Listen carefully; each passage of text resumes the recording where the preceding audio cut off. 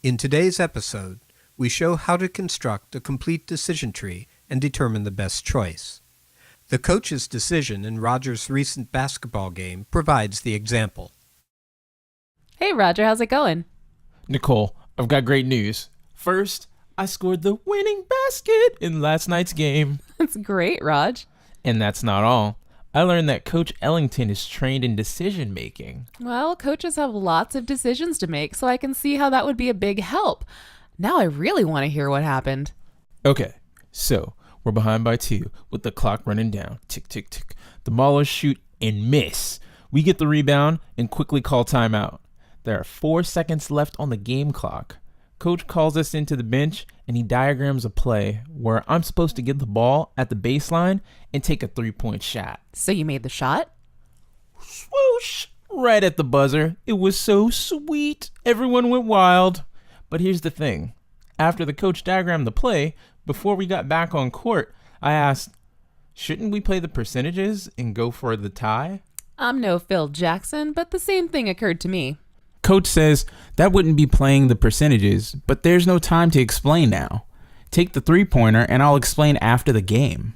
So did he explain his decision after the game? He did better than that. After we all showered, he called the team into the coach's room where there's a big whiteboard on the wall, and he proceeded to draw an entire decision tree to show how he made his decision. Cool. Tell me more. Here's what he did. First he asked, "What outcome do we want?" We all shout, "To win the game!" Okay, says Coach. so first we need to list the decisions and the uncertainties and put them in the order they will occur. He wrote on the board as we responded to him. So what are we deciding? Our captain, Billy, says, we have the ball and very little time, so we can only decide what kind of shot to take. We all agree. Next, we don't know whether we'll make the shot, Good. says Coach. Anything else? I answer, if we make a 2-point shot and play OT, we don't know whether we'll win, Right. says Coach. Then Coach asks, what kind of shot should we try for? I say, we'll get a better look if we stay out of the middle where their big center shuts everything down. So a 2 or 3-point jump shot, I agree. he says. So let's draw this out. First, we draw a square to represent the decision, and we have our label above, in this case, what shot. Then we draw lines from the square like this, which represent our possible alternatives. We only have 2 in this example, but you could have more. We label these as you see, with a short description of the alternatives like this. 2-point shot, 3-point shot. Next, we mark the uncertainties on the tree with a circle, underneath where we've written make shot, like this. Then we draw lines to represent the possible outcomes that could occur. Next, we specify each of the possible outcomes from each of the alternatives. We only have 2 in this case, but in other situations you could have more. Don't forget to make sure that the branches coming out of the decision square and the possible outcomes branching from each alternative cover all possibilities with no overlap. When it comes to a shot, we either make it or we don't. So we put the labels on the tree like this: yes and no. If we make a 2-point shot, then we have another uncertainty to represent. Will we win an OT? This is contingent on making the shot, so we only add that uncertainty to the branch of our tree where we've made the 2-point shot, like this.